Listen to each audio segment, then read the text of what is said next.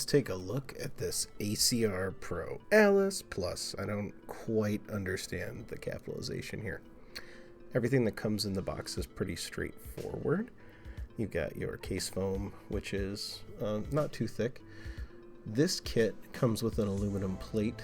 Not every kit comes with an aluminum plate, but inside the keyboard itself is the PC plate, along with the stabilizers, some mid-plate foam, and the PCB itself.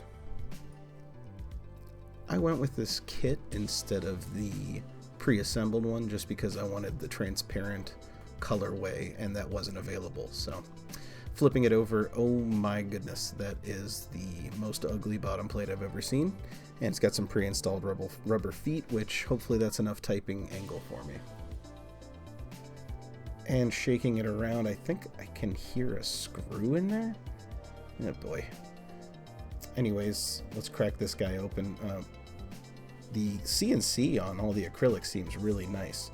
Just got to pick out the right bit and start unscrewing the what I found out to be 7 trillion screws that are holding this thing together. I think it's 1, 2, 3, 4, 5, 6, 7, 8, 9, 10,000. I'm not quite sure why. It doesn't seem to really need that many screws, but make sure you use the top of your screwdriver case as your handy small parts bin. That's key, otherwise you're not really doing it right. You don't want to have dedicated stuff for everything, just use whatever's lying around. So 7 years later, once you have all the screws off, you can actually flip this back over and break into this bad boy and see what's on the inside. Once you've removed the metric ton of screws holding it together, everything comes out easy. Just make sure you don't almost yank it off like I did and unplug the daughter board cable. It's just a little ribbon cable. Having a daughter board in there makes this a little bit nicer of a keyboard, so it's actually pretty cool at this price point at $100 to have a daughter board and gasket mount. Here's everything sandwiched together. Looks like it's held together by some screws, keeping the PCB attached to the PC pre-installed plate. We can take care of that and just remove those screws. And it's important as you're taking these out, drop them on the table and have to go find them underneath your desk a couple times, because that makes you really appreciate when it all goes back together. Looks like the mid-plate foam is glued, to the PCB, so that's a bit of a bummer, but that's okay. I was planning on using it anyways. Just know that you can't, without some serious work, take that out of there. These are the pre-installed stabilizers on the PC plate, and you can see all the gaskets currently in there. That is a lot of flex on the PC plate. The other option that came with this kit, and not all of the kits, check to make sure before you buy. This kit came with the aluminum plate, which would be a little bit stiffer, and with the case foam, I'm not quite sure how much flex any of these configurations will yield. So the only way to know, test it out yourself. So I'm going to pull PCB out and just throw each configuration of plate, foam, no foam, and see which gives me the kind of flex and bounce that I like when I type. Depending on which configuration you go with, you could get some of the bounce or flex being limited by either the gaskets or the foam behind the PCB if there's not enough space for it to move into. So I'm going to test it out first with the foam in and use the PC plate that it came with. And I found this to be pretty flexy once I reconnected that cable so it would actually move its entire range of movement. It was actually pretty comparable to some of the higher end boards that I've used, as long as they had a palm or a PC plate. So it's pretty flexy with that case foam in there. It does take a little bit of practice, and I got better at putting that ribbon cable back on from the daughter board, but with this configuration, it feels kind of like how I like the boards to feel. But just to be safe, I'll pull the case foam out, check it without the case foam, see if it gets more flex. And also I threw on the aluminum plate, but I'm not a huge fan of aluminum plates. Some people are. It's nice to have the option, so I'm not going to say no to it. But it just didn't have the same flex. All you get is the gasket movement with the foam underneath there, or without the foam in there. It really isn't moving that much. And once you sandwich the top plate on, it would just be even less movement, because I'm assuming the silicon gaskets get crushed a little bit. So we're going to go with the PC plate, but this is the moment that I realized there's additional stuff in there. Look at that, a bonus keycap puller and bonus gaskets, including gasket socks. So you get some replacement gaskets and extra gasket socks as an option. And also a switch puller, which I've got a million of these. So it also comes with a coiled cable and these adhesive feet, which are, maybe it just comes with a coiled cable.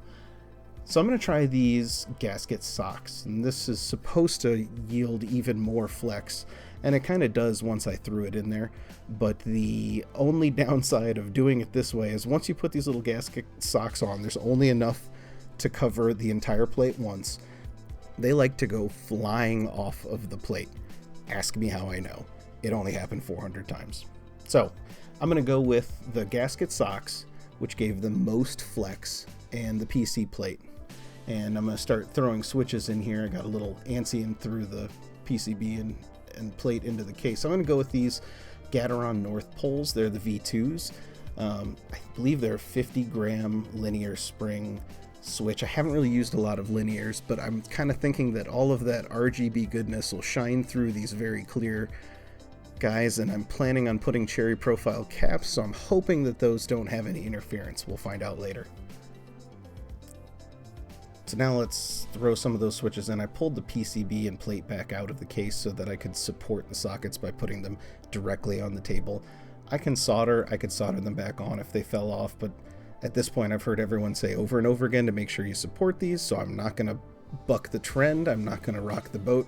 We're just going to do it the way everyone says. So it's important to get a couple switches in around the outside before you remember that, oh shoot, you're supposed to do the stabilizers, dummy. All right, well, we can stop and take a look at these. And actually, these are pretty unique design. I don't think I've ever seen stabilizers like this before. So it's got a pretty standard outer housing and wire, but the inner housing of these stabilizers seems to be made of two different pieces of material, which is kind of new. And I'm assuming that that is to provide a different surface for that wire to ride on. Speaking of which, I've always wanted to test this out, and this seems like as good a build as any. But I've always been curious how much lube is enough or too much. So I'm going to lube up some of these stabilizers with just a little tiny bit of lube and with a ton of lube and see if there's really a difference. Does it sound different? Does it feel different? Just to know whether or not you can just go to town or not. So I've always painted on a little bit of lube on the wire and all the interior pieces, but I've always wanted to just take the wire and dunk it right into the tube. That should be enough. Yeah, go for it. That moves pretty well. Oop, upside down.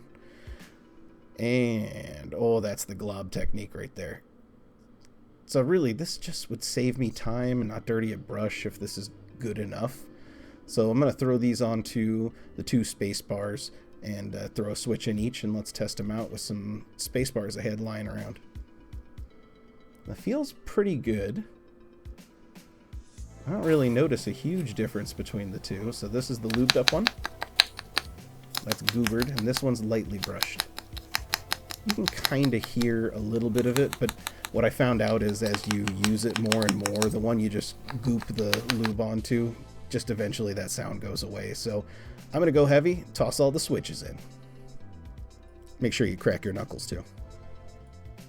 So now the completed assembly with all the switches, and this again was really tight to get all those switches in. I didn't make you watch me struggle. Once you throw that back in there, make sure you actually reattach the daughter board cable and not be confused why it won't go in. And then you can see, gasket sock got away. I'm telling you, they just kept running. I think they have a mind of their own. Whatever, I'm not going to deal with it.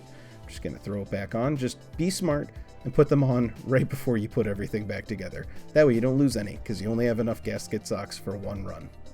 Now we're feeling pretty good. I'm liking the flex, liking how everything's feeling, moving. Let's throw the top plate on and then grab our 7 trillion screws to put back in. I don't know why I decided to carefully flip it over, but it was good enough. Once the screws grab, it'll be fine. So again, why are there so many screws for the... Is this load bearing? What is going on with the design of this? Akko, you've got to explain this.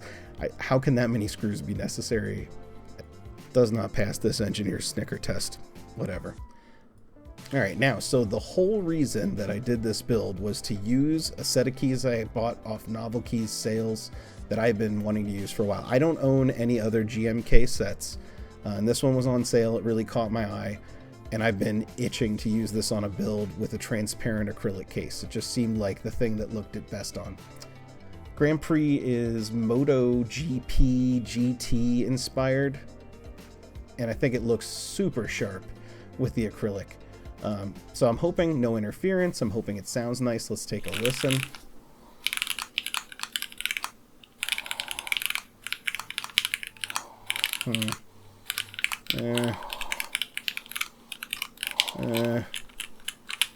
Oh god, I hate it. So it interferes too much. We're ripping those off. This is, yeah, a little disappointing. The north poles are not long pole enough, so they're all coming out. And we're going to have to do most of this pull off camera because this is going to take a while.